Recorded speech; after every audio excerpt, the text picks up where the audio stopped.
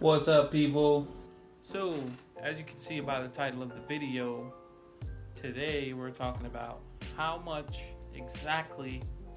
I'm going to go into all the details of how much my car payment is and terms and the interest rates, and I'm going to give you guys a few tips on how to negotiate and a few things to look out for when you're buying. This was my first time buying a brand new car, so obviously I made some mistakes, and you guys are here to learn from that.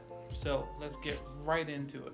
So before I show you guys this actual payment amount, I'm gonna go over the terms and all the little things that go into making this monthly payment what it is. And I used to have a Honda Accord V6 Coupe that I traded for this Mustang, and I was about $5,000 underwater on that loan. If you don't know what being underwater is, just look it up. I'm not here to teach you everything. I can't hand feed you everything, okay? But that being said, I put down $3,000 on the GT when I bought it, and the GT sticker price when I went to a dealership was $28,700. So that's without taxes, titles, fees, all that extra stuff. As far as what went into the price that you are about to see, on top of the $5,000 that I already owed on the Honda Accord, which was actually going to be, like, at first when I got there and they appraised the car, they offered me 14 grand. And I was like, fuck no, I'm not taking 14 grand. You guys are gonna have to do better than that. So I ended up negotiating my way up to $15,500. And I negotiated my way into $1,500. I didn't negotiate on the car. I probably should have, but I felt like it was a good price at the time, so I didn't. But just so you know, it never hurts to negotiate. Always negotiate. Negotiate everything, because they will nickel and dime you for everything. Another thing I bought a 100,000 mile 6-year warranty for my car, so that cost me, that bumped the payment up a little bit. That is also negotiable. They pay like $1,100 for the warranty, and then they try to sell it to you for $3 grand. Just make sure you negotiate. Make sure you find out what they're paying and find out what they're charging you, because it might be ridiculous. So make sure you negotiate, and that's all. So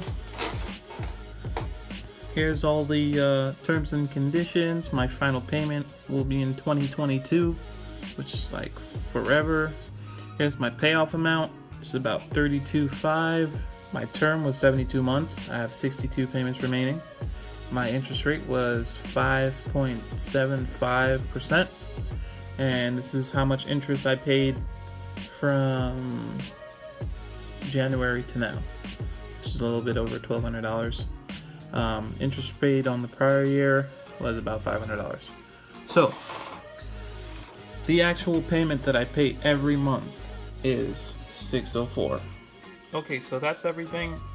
That's the payment. The car is 13% paid off, so it's like 13% mine, which is kind of awesome.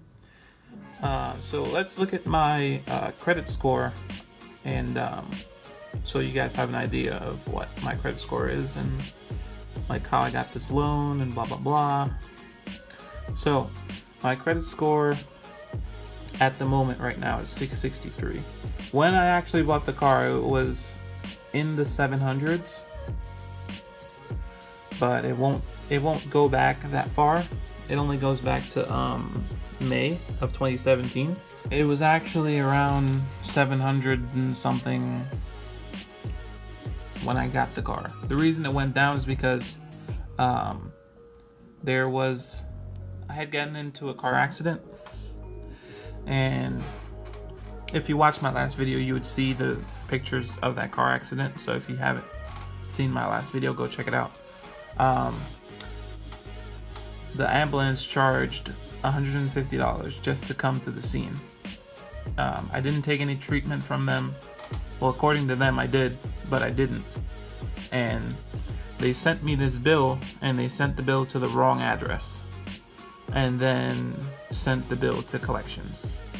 So, shout out to Fleetwood Voluntary Fire Department or Fire Company or whatever. And on top of that, they called me. I paid the bill over the phone, and it says on my credit that I never paid the bill. So that's in dispute right now. Still dealing with that bullshit.